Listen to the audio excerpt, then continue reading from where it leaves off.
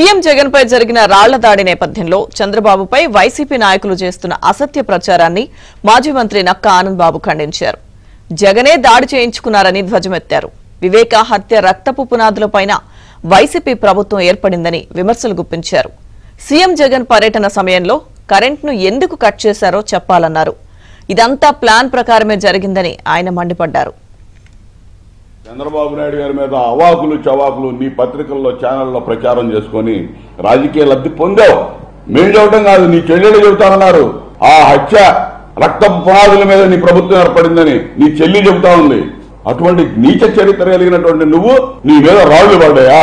రాళ్లు పడితే తెలుగుదేశం పార్టీ చంద్రబాబు నాయుడు గారు కారణం అని చెప్పి పతోడు మాట్లాడుతా ఉన్నాడు. అంబటి రాంబాబు నీ వాళ్ళు వీడు మాట్లాడుతున్నారు.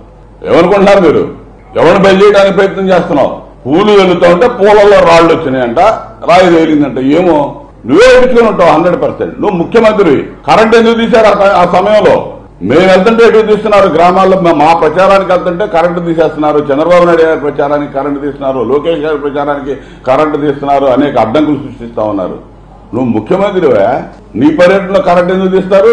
కరెంటు తీసి నాటకాలు వేసి ఆ సెక్యూర్డ్ గా పెట్టాల్సినటువంటి గార్డ్స్ ఏం పెట్టకుండా నీకు కావాలని వదిలేయటం. నీ సెక్యూరిటీ వాళ్ళు అడ్డం నిలబడాల్సిన వాళ్ళు మోకాళ్ళ మీద కూర్చున్నారు. పథకం ప్రకారం నీ తాడేపల్లి ప్యాలెస్ లో ఐప్యాక్ ఆధ్వర్యంలో ఫేక్ ముఠా తయారైంది. డ్రామాలు రచిస్తా ఉన్నారు, వాళ్ళు స్క్రిప్ట్ తయారు చేస్తా ఉన్నారు, వదులుతా ఉన్నారు. నువ్వు చేసావు. చంద్రబాబు నాయుడు గారి మీద దాడి 3 సార్లు నువ్వు చేపించావు. నందిగామలో ఇదే విధంగా రాళ్లు లేపించావు చంద్రబాబు నాయుడు గారి పర్యటనలో. సిఎస్ఓ మధుకి తలకి గాయమైంది ఆ రోజు. ఆ తర్వాత ఎర్రవనపాలెంలో చంద్రబాబు నాయుడు గారి మీద ఇదే విధంగా రాళ్ల దాడి చేపించావు. అక్కడ ఎన్ఎస్జీ గార్డుకి తల పగిలింది.